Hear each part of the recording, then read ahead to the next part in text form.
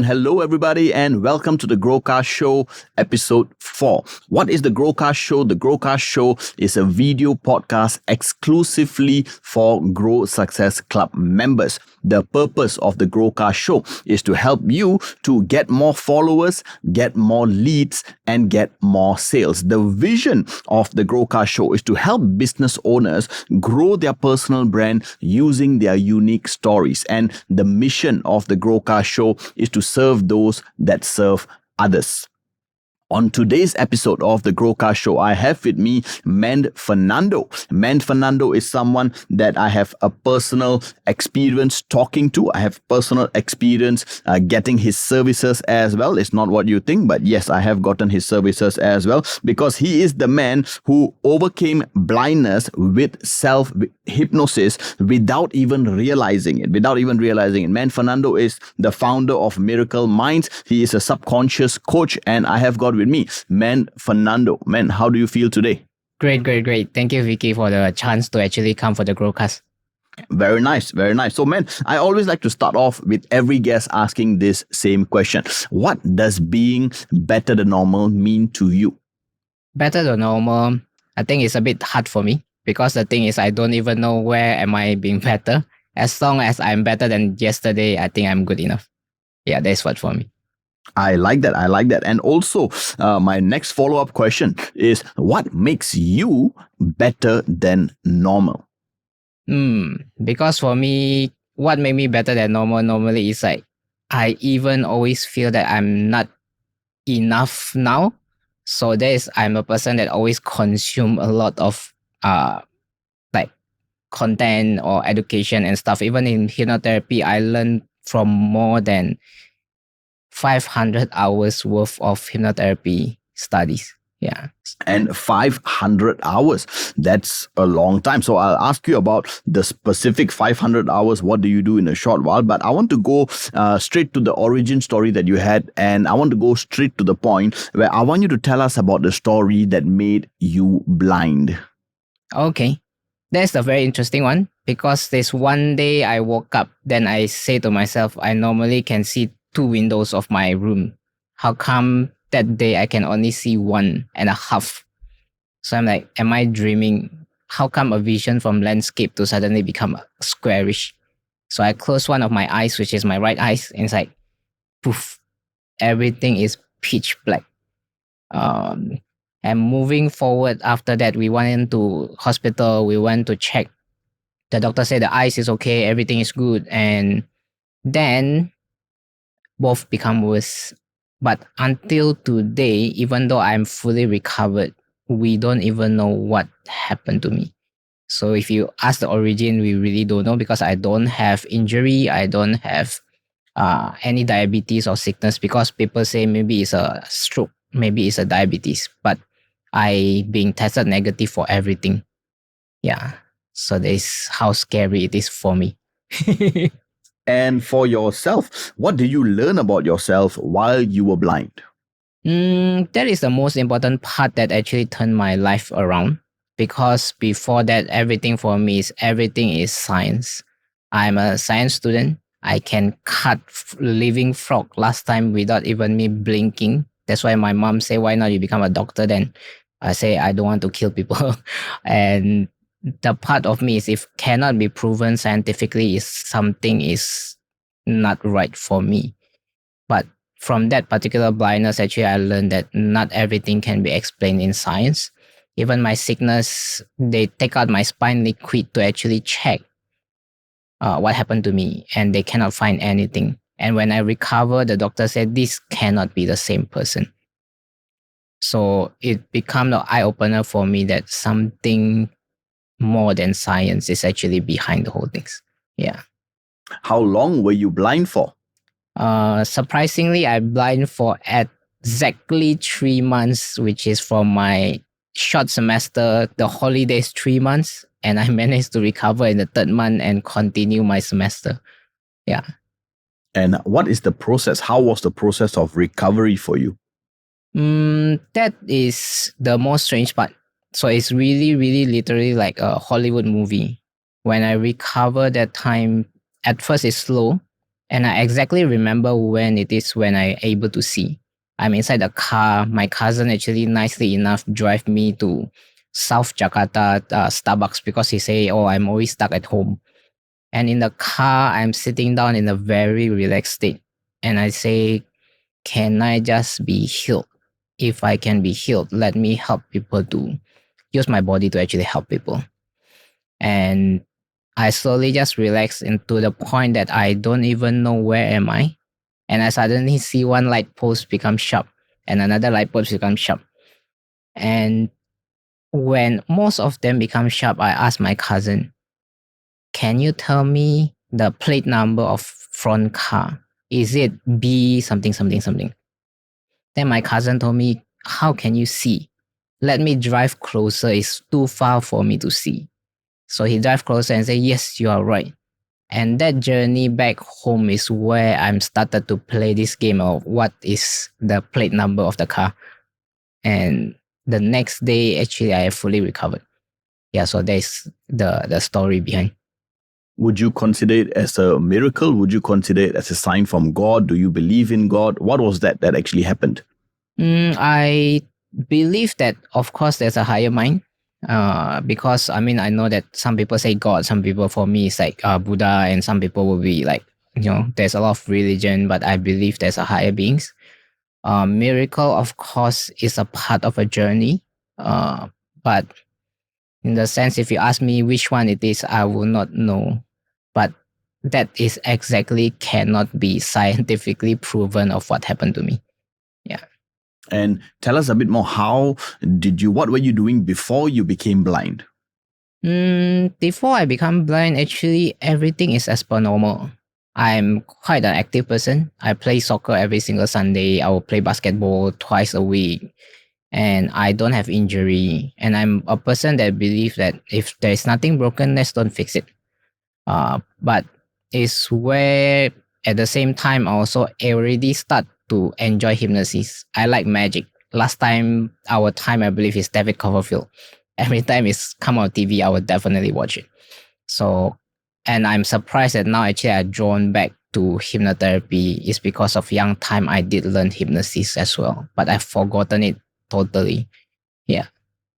How is hypnotherapy and magic similar? If you realize that even if you watch nowadays Darren Brown, most of the magic that he do is more to mentalism, and he use a lot of hypnosis inside. And there are certain hypnosis method that we can use in the street hypnosis that can make people forget or make people actually believe that a card actually went missing. But the part is when the card is being shown, the person is being put into hypnosis and being put up again. So there's a lag in between of the time. So hypnosis and magic for me is become something quite interesting. Yeah. Would you say that hypnosis is manipulation?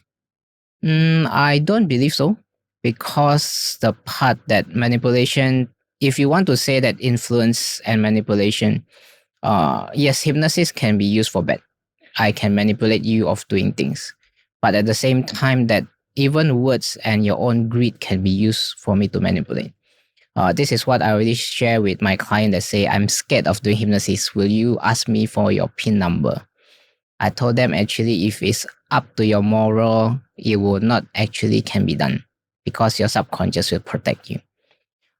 If someone wanted to be cheated, if I told you that, Vicky, if you give me 5,000 today, tomorrow I will give you 20,000, and I guarantee you plus chop.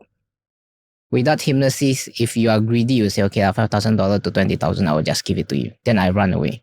Will that consider hypnosis? But it's manipulation for sure. Okay. And in 1 minute, explain hypnotherapy in 1 minute to the average guy or girl on the street. Okay. Hypnotherapy is using a trance state to actually do the therapy for you. Trance state as per se that when you daydream, when you drive a car, then you even forgotten that you're changing your gear or you are moving towards a direction home, then you don't even know but you reach home. Your subconscious mind is the one that driving the car for the path. So hypnotherapy is really using a trance state, a daydream state for me to help you to solve your issue. So that is hypnotherapy. So when we are daydreaming, are we actually in hypnosis? Correct. Correct. Because when you are daydreaming, you realize that let's don't talk about daydreaming when you are just sitting down. When you're daydreaming last time and you are a child, then you pick up a stick and you say, oh, this is a gun. I'm a Rambo. I'm a military guy. Then you go around. Between few minutes, you realize that you feel that stick is a gun and it's a real gun. And you start to can imagine your friend actually fall down and stuff. That is hypnosis. Yes. And what is the difference between the conscious mind and the subconscious mind? Okay, conscious mind, if you realize that if I ask you, Vicky, what is 2 plus 2? Well, you need to think. You need to logically think and stuff. A mathematical equation normally is a conscious because there are certain processes that you need to think, you need to stop. But there are part of us that is very habitual. It's like you don't even need to know whether the door is actually supposed to be turned or supposed to be, your hand will just turn and your hand will just push. The part of that is a subconscious mind and it's taking up a lot of a part of us and it's controlled by emotion. So you will see like people say right brain, left brain, but the part is like, is it logical or is it emotional? Yeah. How did you become a subconscious mind coach? Is because of really I would thank to my dad indirectly. I see the whole entire life of me. Actually, I don't have a very good childhood time. I always wonder why he become who he is, and it's a part of me that keep on working. And the when 2020, when I'm thinking of what should I do now, I feel bored doing business developer. I was a photographer before. I am a programmer before. It struck to my mind if I can help my dad with hypnotherapy, maybe I should start to do hypnotherapy to help other people. And I'm happy to say when I decided that I helped my dad, from that day to now, not even once he actually drink alcohol. So that's where I'm thinking like, if this is so powerful, let me keep trying to help people using it. Tell us about the story about you using hypnotherapy on your dad for the very first time. What was the results? The funny part, I really only do it to, guide him for the first time, and that's the only time. But of course, before that, there's a lot of thought process in me. Will I fail? If I come in as a therapy for my dad, will our relationship change? And this is where all of the thought is taking me like around 2 weeks just to form up in my mind. Okay, now I found a way so that I can help my dad without talking about addiction, without talking about alcohol, without talking about I will help you. And in the end, I created a content free, and I just got him throughout all subconscious languages. And since that day is where he started to not be able to finish a can of drink. And within 1 week, he himself decided to stop. And even though we sit down together and beside us have people drinking alcohol, he look at it, he don't even think of, I want to buy it. So that is how the subconscious mind works. Tell us about your father's alcohol addiction and how hypnotherapy helped him. My father's alcohol addiction have apparently been there for more than 50 years. And why hypnotherapy, when I help him, manage to help him holistically, is because of my belief that he actually don't want alcohol. He wants something that the alcohol can provide for him. And I found out the root cause of my dad. And in the end, after that part actually really being cleared off, the need of the alcohol is no longer serving. So that's where the addiction actually resolved by itself. How long did it take for you to help your father overcome his alcohol addiction? This is the one that I will say although for me and my dad, is quite a miraculous journey, but it will not apply with everybody. For me, with my dad, that time, I still remember I actually do around 45-minute session. And without him knowing, until now he don't know that I'm a hypnotherapist. So that is how I try not to pursue that I am your therapist. But it's like, no, I'm your son, that I just want you to enjoy this guided meditation. And yeah, that's how it clear. What is the difference between hypnotherapy and meditation? Hypnotherapy, if you read, okay, meditation, there is self-meditation. There is actually guided meditation. If you want to see guided meditation, is almost close with hypnotherapy.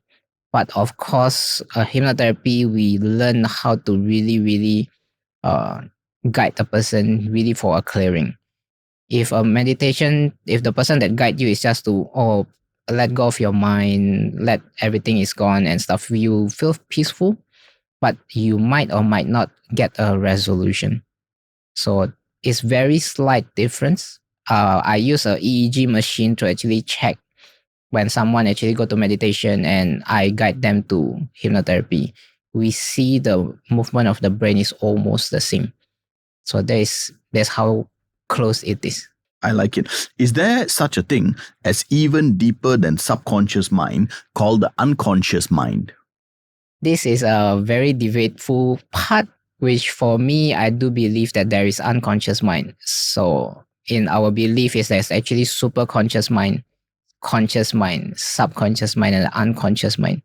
And unconscious mind is where when people say generative unconsciousness make merge together, like in certain religion like mine, we will believe in family karma or society karma. That's where we are here together. So for me, I do believe there's such thing called unconscious mind. Yeah. Tell me about the 4 different minds that you spoke about: superconscious, conscious, subconscious, and unconscious mind. If you like now, of course, we normally in the conscious mind, you know that what you consciously notice. Super conscious mind in the belief that, when someone say, oh, you are connected to your higher mind, or you need to find out your spirit guide, I put them under the super conscious mind area. Subconscious mind, of course, is the one that trigger us day to day, the one that become a habit to us. There are belief that in us that it become subconscious belief. But the unconscious mind is, for me, is a little bit deeper. It's sometimes, that's why I say it's like maybe it's a generational kind of subconscious connection. So I put them under the unconscious. What percentage of our daily decisions are controlled by our subconscious mind? I would say for me it's 99.99999%. The reason being is I remember I watched a video research about one of the scientists. They put the EEG machine, then they ask question, and they realized that few seconds before the person answer, you can see the brain have answered the question. The decision have been made before you even logically say A or B. Tell me more. How does the subconscious mind develop our habits? Okay, this is the part that if you go, let's say you see a burning stove. The first time you don't know the burning stove will actually hurt you, and you touch the burning stove. The next time you see the same burning stove, if your subconscious mind didn't help you to put it into a subconscious habit, you will need to touch it again to know that you'll be burned. But we are being built to survive. So we are being triggered by a pain and pleasure. Of course, our subconscious mind will always wanted to protect us. So with this sensation of pain and pleasure is where the subconscious mind will create a habit to protect us. But neither to say, the habit sometimes can be right, the habit sometimes can be wrong. So it depends whether the habit is serving you. And for yourself, what certifications did you take to become a hypnotherapist? I did a lot of certification. So I at first I take just a normal practitioner hypnotherapy, but I feel that I need to learn further. I took past life hypnotherapy. I took CBT, but I didn't want to certify myself into it. I take parts therapy. But in the end, I also take a clinical hypnotherapy because I feel that with clinical hypnotherapy, people will know that I'm serious in this area. So you mentioned you did 500 hours worth of study, right? You mentioned you did 500 hours worth of studies. What went into the 500 hours of study to become a hypnotherapist? I think in the 500 hours, of course, it's where I'm developing myself because there are certain teacher that will actually align with me, certain teacher that I will feel that this is not for me. Then like I shared just now, I'm a person that very scientific. I need to know it whether it works. So I learned Ericksonian hypnotherapy. I learned direct hypnotherapy, direct hypnosis. I learned indirect hypnosis. I learned covert and overt hypnosis. So this is where I developed to now that I'm comfortable of how actually I do hypnosis. And tell us a little bit more about the type of hypnotherapy that you do, because I know the type of hypnotherapy that you do doesn't require somebody to tell you about their past, right? So what kind of hypnotherapy do you do that somebody doesn't need to tell you about their past trauma, but you can still help them? This is the part that maybe the part that I will thank my dad, which when I wanted to help him, I will want me not to know what happened to him. So, and I come to a conclusion is because of if I can talk directly to the subconscious mind. Our subconscious mind don't speak English. It don't speak Malay. It don't speak Tamil. It don't speak Chinese. But it's actually speak in feeling, emotion, symbols. And all of this area is where when we talk to it, it's the same like if I ask a younger you to say like, hey, smaller Vicky, can you actually clear up everything that you want to clear? Without the adult Vicky actually sharing with me what happened when they're young. So that's how I develop my approaches. Yeah. And a lot of people I know, they go to a counselor, they go to a psychiatrist whenever they've got mental health issues. Do you feel that hypnotherapy will help those who have mental health issues? For me, I would say it will be a very good supportive. Again, I will not say hypnotherapy is the only way.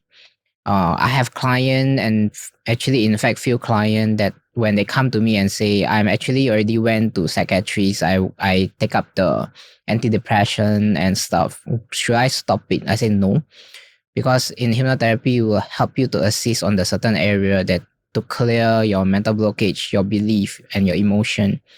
And the psychiatrists and psychologists will then review them whether or not they actually need more help or can actually let go of the medication.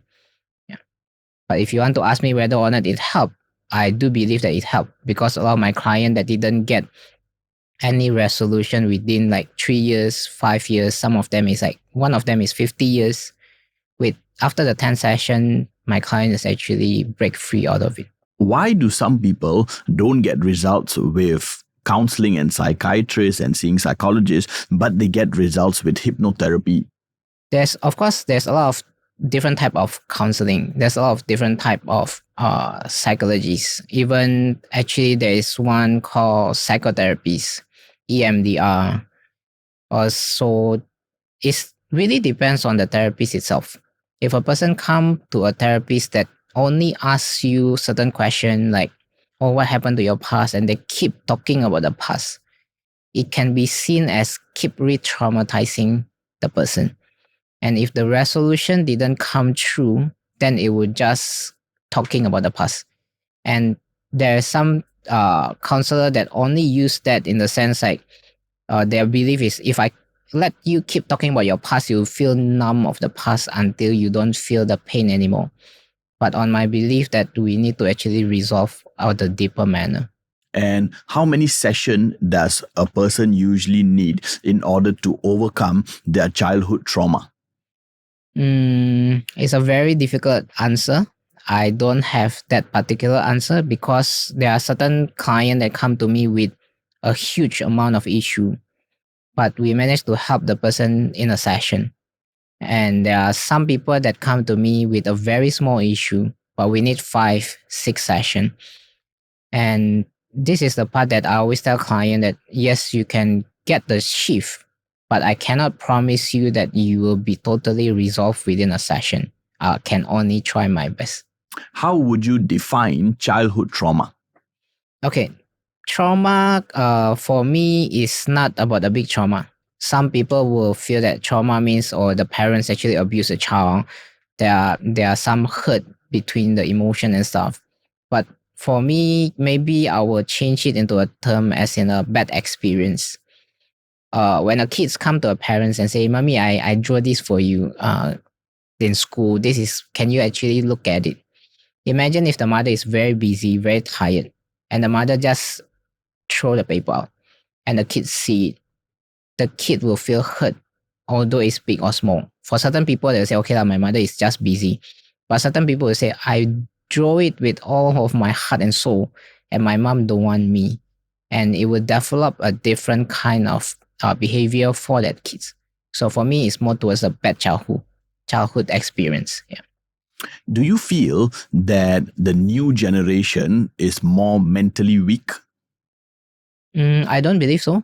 It's because of I think the part of us that we forgotten that maybe last time our parents teach us very harshly. We being built up into the you need to survive. But maybe nowadays it's more towards that I will give you everything that you need. I don't want you to fail. If you fail, I'll feel a bad parent. So I will give you a car for you to drive. Then they don't even exercise their mental side.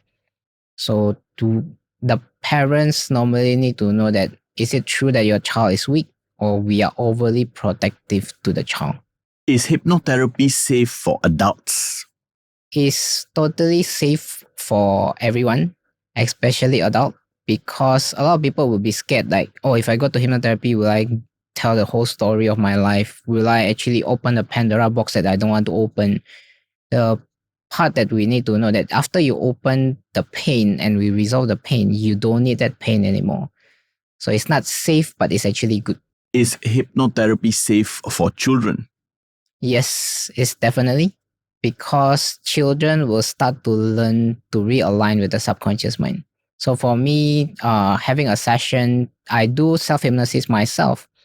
The more I do self hypnosis to myself, the more I align with my own subconscious mind.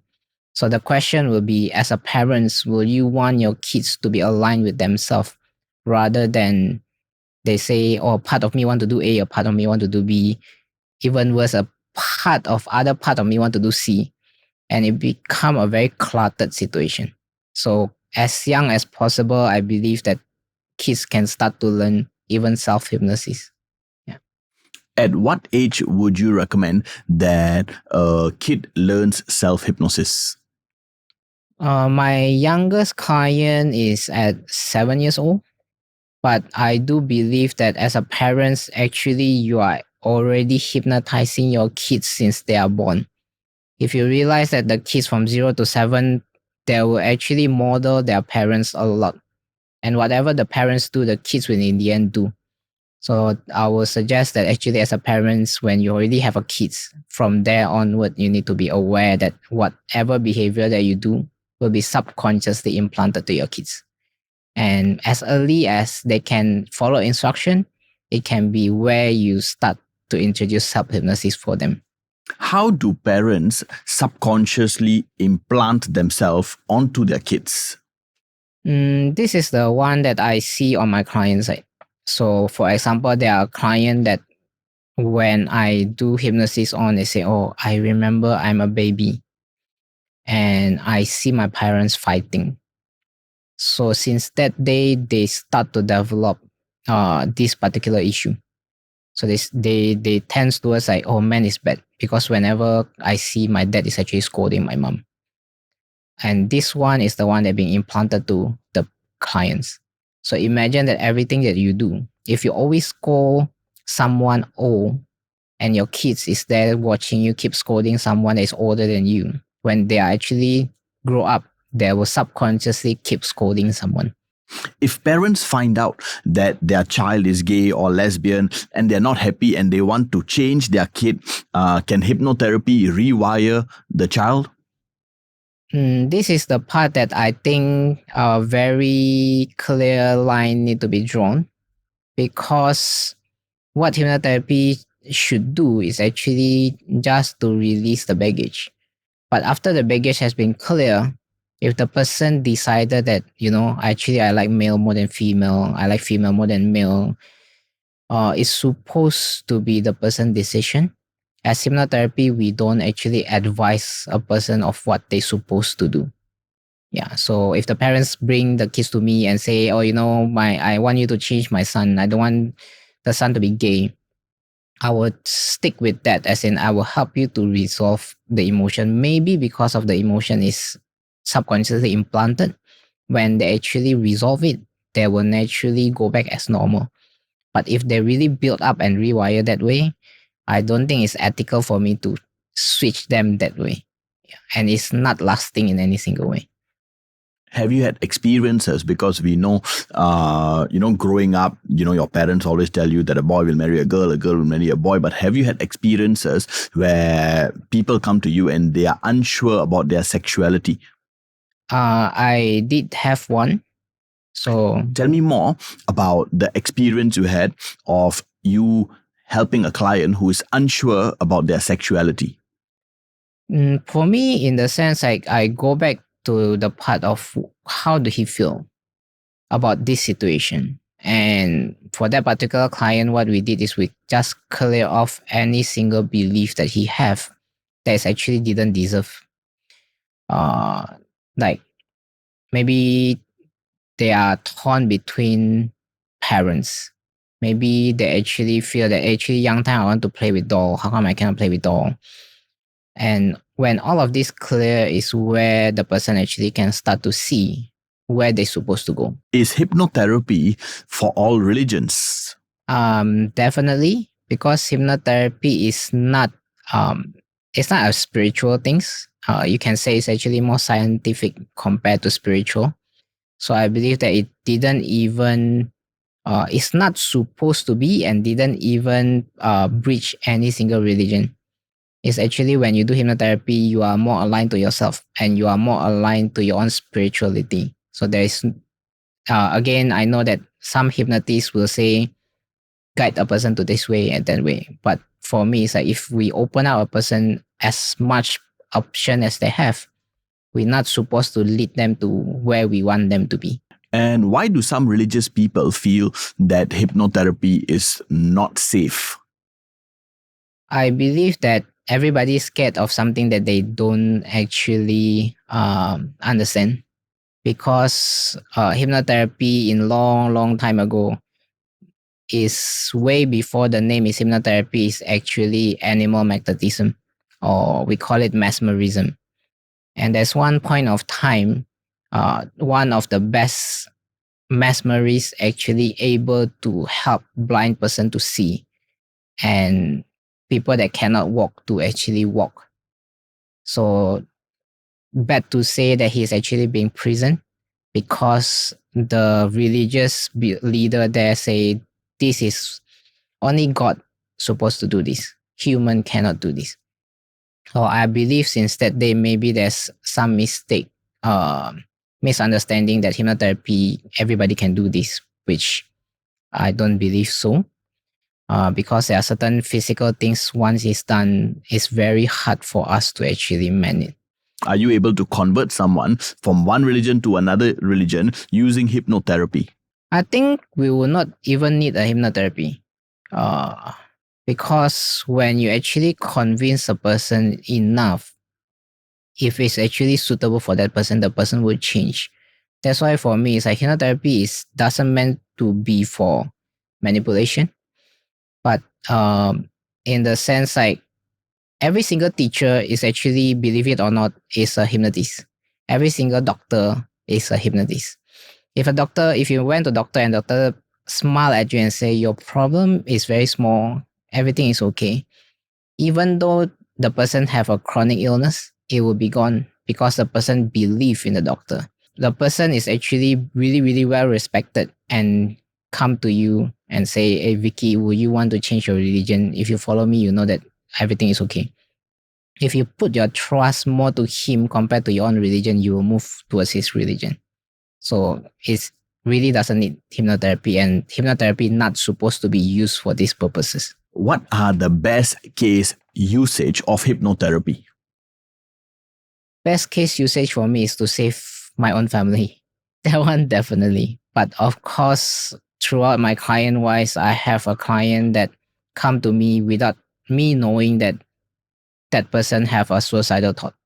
So after the session, 1 week after, he actually messaged me and say, "What have you done to me?" And I'm shocked because I thought that something bad happened. So I asked, "What happened?" Then he told me, "I actually have a suicidal thought. And for certain reason, after that session, I don't have it anymore." So I think I'm happy that I save a person's life, literally. Yeah. And that brings me to the thought, we are all taught first aid in school. We are all taught first aid when we go to national service. Would you say that hypnotherapy is actually first aid, but for the mind? For me, definitely. That's the reason why when I sit down with friends, sometimes they say, yeah, I really stuck in this. I feel that I cannot move everywhere. I will covertly actually help the person using hypnotherapy so that the person can come out of it. And it's because of, for me, why when you know someone is in pain and you want to leave it that way. Yeah. So I will definitely say hypnotherapy is actually a very good learning skill that everybody should have. Do you feel that every Singaporean should learn hypnotherapy? Learning, yes, but I believe that in the terms like you need to know like what Spider-Man uncle say, with great power got greater responsibility, because if everybody start to use it for the bad, then in the end hypnotherapy will be very bad. And if you learn hypnotherapy, uh of course you'll be more prone to able to feel other people feeling. So there is one other drawback. And if you are not ready with that, please don't do so. Yeah. What is the ideal characteristic of someone who wants to learn hypnotherapy? For me, it's actually always open-minded, because we will never know what happened in the session. And the second part that's super important is no judgment. Because if I sit down with a client and in my mind I already judge the client that the person is wrong, the person is lying, the person is this and that, I will not be able to help a person. So you need to totally come out of your own self and see the whole thing as objective as possible. That you need to believe that there's no one is broken.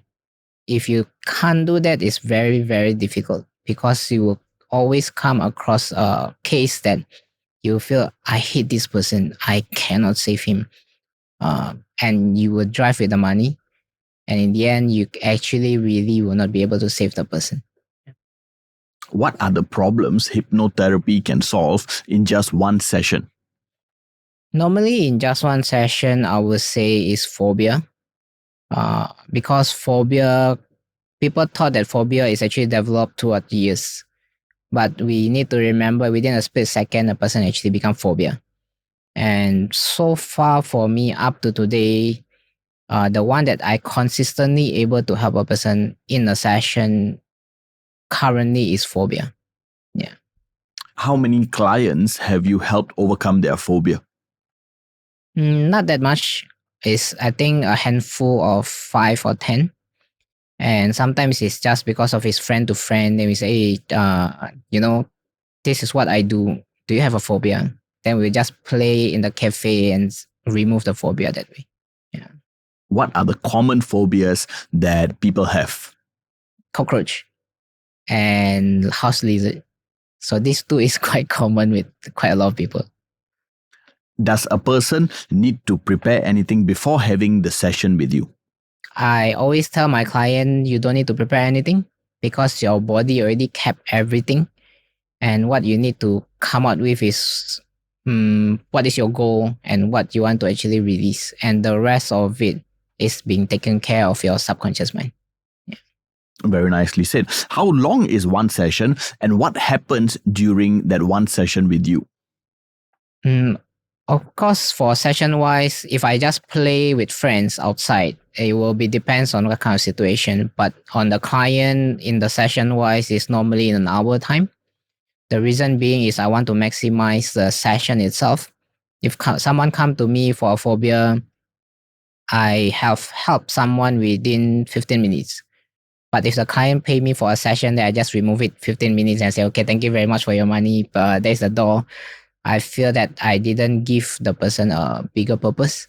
So normally I will do quite a fair bit of emotional clearing as well. So emotional clearing in the end, one of the part that I always do for a client within that session. And when you say emotional clearing, if somebody has a normal childhood, do they still need emotional clearing? There's the part that what is normal childhood. As per se, that there's a lot of people put everything under the rock. If you realize that on our time, the parents always say, boys don't cry. Wait, the boys don't cry itself when you are sad. What are you doing? You will dry your tears and boys don't cry. And if I can help you to release that part, even that part alone, will you be in touch with yourself? That you can actually re-feel that this is an emotion. There's a joke that my one of my teachers shared that if this is the range from 0 to 10 of how a person can feel, modern human is just this way. So it's like we always say, oh, yeah, I'm sad. But the eyes is okay, everything is okay. But the subconscious mind is really, really very sad. So I don't know again what is normal childhood because everybody will have something that they can able to clear. And after a session with you, when a client tells you they feel good, what should they do after the session, right, to maintain the same feeling? This is the fun part. Everybody did ask me that. It's like if someone come to me with panic attack, then they will ask me, now I don't feel that way anymore. If it come back again, what should I do? I would tell them, I would teach them a breathing technique for sure. But at the same time, I tell them that imagine if a garbage in your room have been thrown away, will you still need to wear your mask just to and like mask out the garbage smell? Because the garbage is already no longer there. So that's my belief that if the issue have been cleared up, it's not supposed to be a need to cope.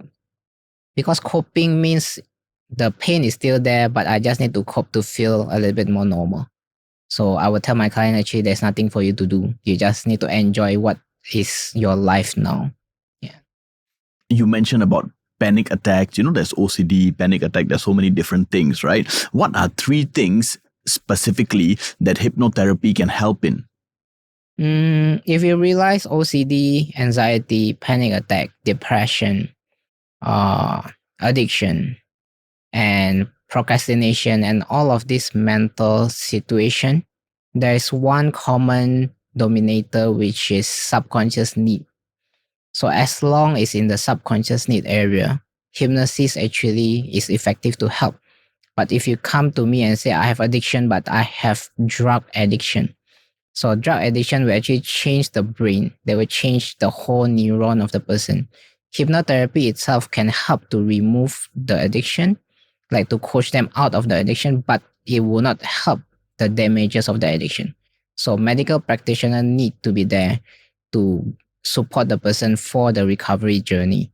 For the subconscious causes itself is where hypnotherapy can help to release. I'm sure you've heard of Tony Robbins, right? Is Tony Robbins a motivational speaker disguised as a hypnotherapist? Tony Robbins is a master NLP practitioner. So long time ago, I did being asked with this before. It's like long time ago, the one that opened my eyes is also Tony Robbins. I saw one of his reality show, which I don't know how real is it, but it seems very real. That a person is stuttering and he within few minutes he actually helped the person to talk normally because of their subconscious reason why the person stuttered. So Tony Robbins is not just a motivation speaker. Yes, now it look like he's just giving motivation and stuff, but there's a lot of things that he's actually able to do. And how do you think that Tony Robbins became a hypnotherapist? I think when I read the story about him and when I watched before, he actually experienced cancer before and he is at the downtime of his life and he meet Jim Rohn and all other teacher that he have. And back then, actually, NLP for sure is one of the in thing. Like, that's where I believe that he really, really, literally want to help a person. I have a teacher that shared with me that Tony Robbins, every single time he went out with a friend, if he found someone that have phobia or have some issue, he will sit down and help the person. So I believe this is who he actually is. Yeah. How is NLP different from hypnotherapy? Hypnotherapy and NLP, and hypnotherapy is way before NLP for sure. But NLP, Richard Bandler and John Grinder actually wanted to model people. They want to use it at first to model people. How can I model Vicky so that I can do what Vicky can do without me needing to reinvent the wheel? At the same time, they actually model uh, Erickson, and which Erickson is one of the best hypnotherapy in that particular day. That's the reason why in NLP they will also learn a little bit of hypnotherapy, but not in depth. But NLP also learn from other therapies, Virginia Satir and other therapies to actually build up a toolbox of tools to help people. Yeah. Can hypnotherapy be done with your eyes open? For me, yes, I believe so. I did it before. So it's because of I wanted to help someone, but I don't want the person to actually feel weird. We are sitting down in the cafe, then we just use chit chatting, and the person went to a deep state with the eyes open. And after that particular session, it's the same feeling that the person have with the eyes closed. Can hypnotherapy help those who are looking at a career change? Can hypnotherapy maybe help with career and work for employees? Definitely, because my belief is all of us is a product of our past. And what happened in the past and what happened in the emotion that we have is the one that make us decide what we are doing or what we are deciding now. If a person have a conflict, as in, is this what I want to do? Hypnotherapy can actually go back to see why the person feel that way. What is the root cause of the person cannot actually bounce out or break through of the career journey. Yeah. Can hypnotherapy help business owners to make more money? Also, definitely, there's cases that come to me and the client say, I don't know why when I reach certain level of the income, I always stop, sabotage myself, and I move back. Then I will reach that again. Then I will stop. And for that particular person, apparently that boundary being set way before and it becomes a subconscious boundary. So imagine that if we can remove that boundary, how will the person be? And in fact, the person removed that boundary and he's happily actually now earning more than what he earned before. Can hypnotherapy help investors and traders get better investing and trading results? This one is, of course, is because of psychology is, I believe, 80 to 90% more than the system that a trader or investor do. Because if you are trading or you are investing with a fear of losing money, fear of you are making a mistake, or other fear that you actually become stopping you from even trading. Or when you lose a little bit of money, you say, just hold for a while. A while more, it will bounce up. But in the end, the money becomes zero. But if you follow your system correctly, it will definitely help you to become a better trader. How does hypnotherapy help traders become better? I believe because trading, of course, is a number game. It's a probability game. Nobody can predict the market.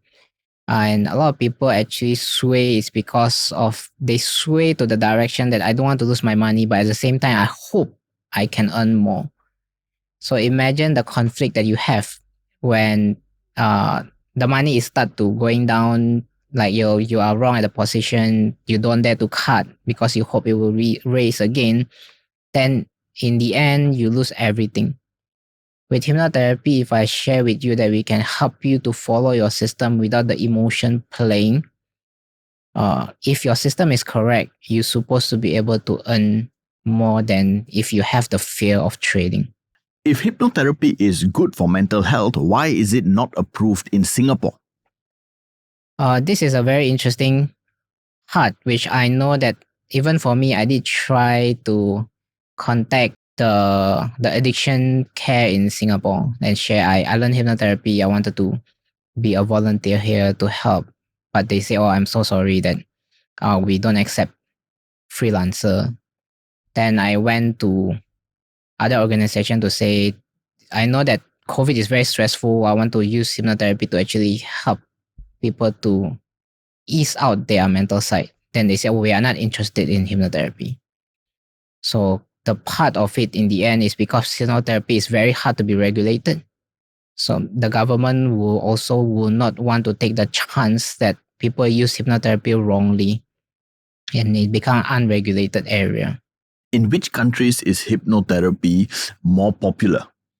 It's more popular in US, in UK, in Australia. And I believe that even a hospital, Mayo Clinic actually accepted hypnotherapy to be part of the supportive therapy for their clients. Why does hypnotherapy work for some people but not for others? My belief on this is actually hypnotherapy work for everyone.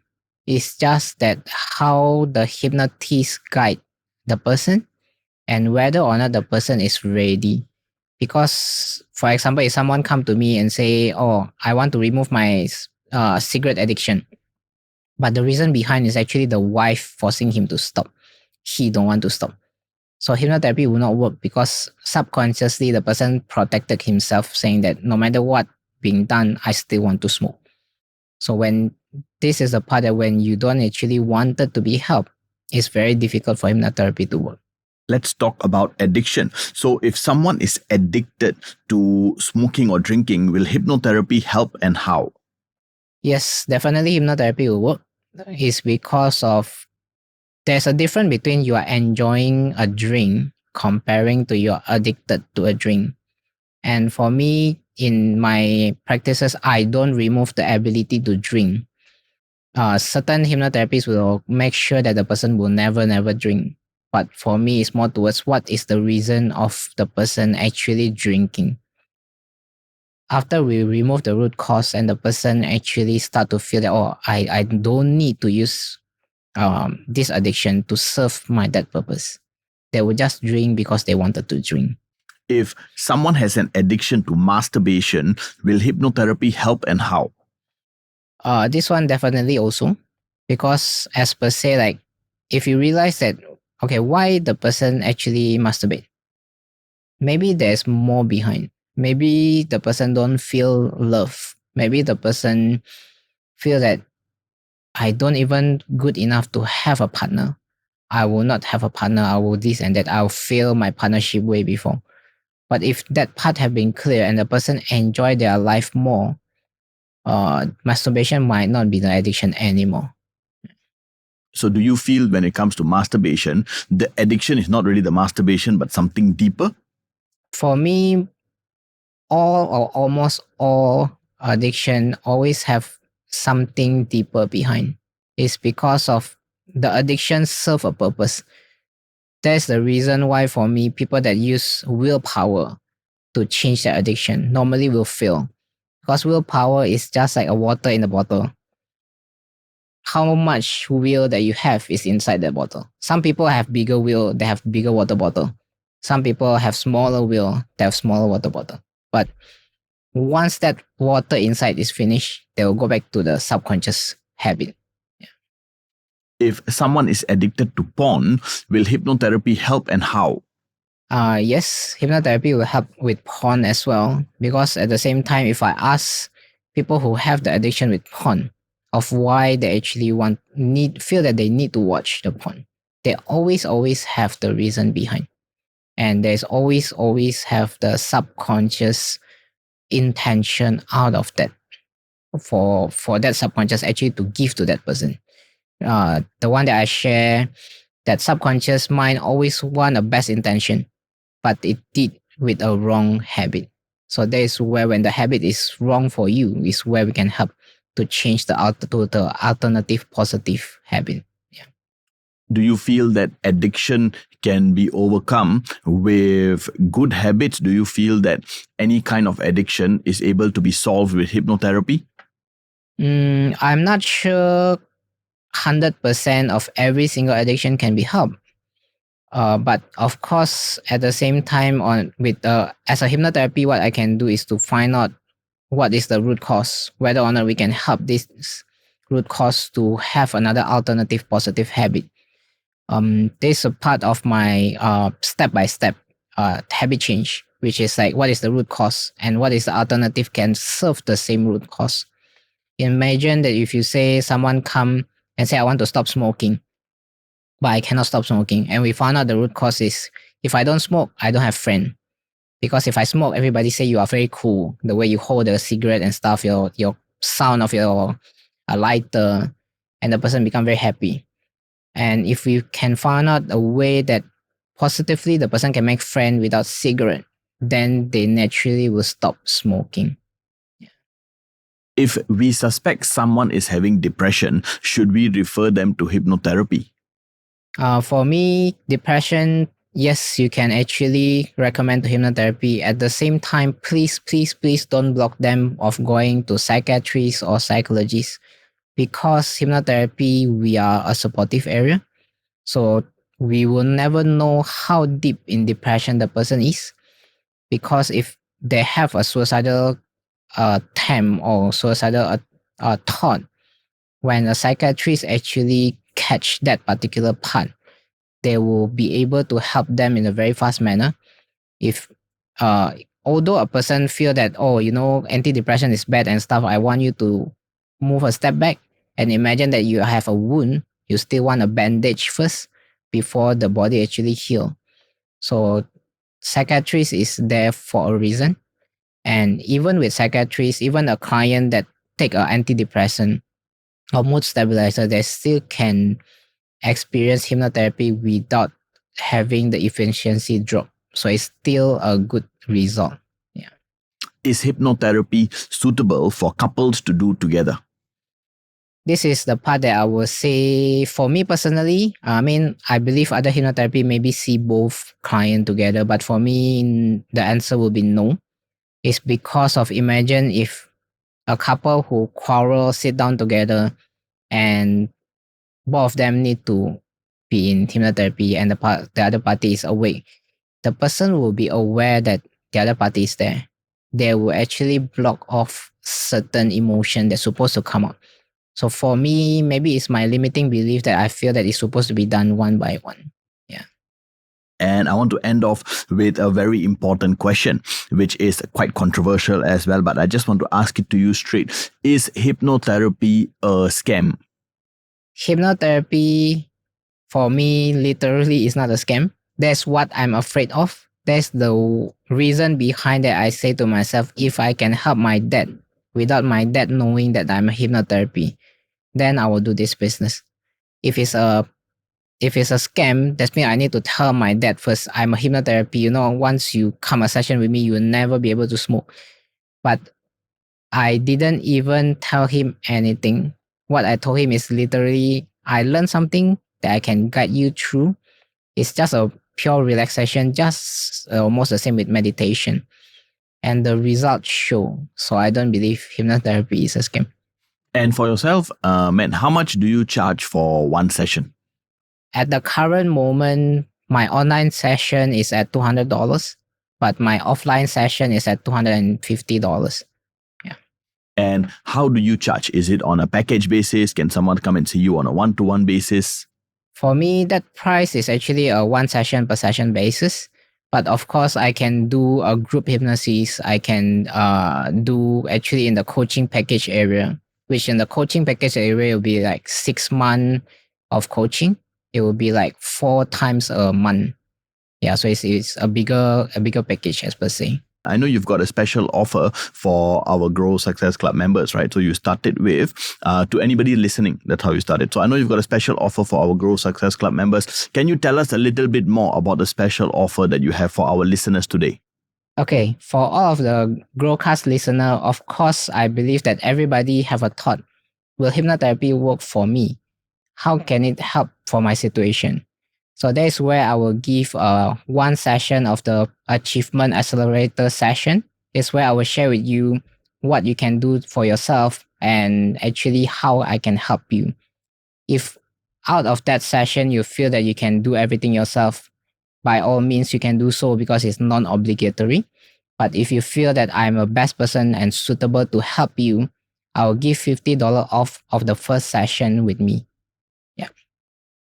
And that was episode 4. Thank you so much, Mandd, for your special offer for our listeners. And that was episode 4 of the GrowCast Show. I hope all of you enjoyed the show, and it's going to be amazing. I'm going to have a lot more guests coming on. I've got a whole ton of guests that are ready to become on. So episode 5, 6, 7, 8, and 9 are going to be coming out real soon as well. So thank you so much for listening. Thank you so much for watching. And I will see all of y'all at the next episode.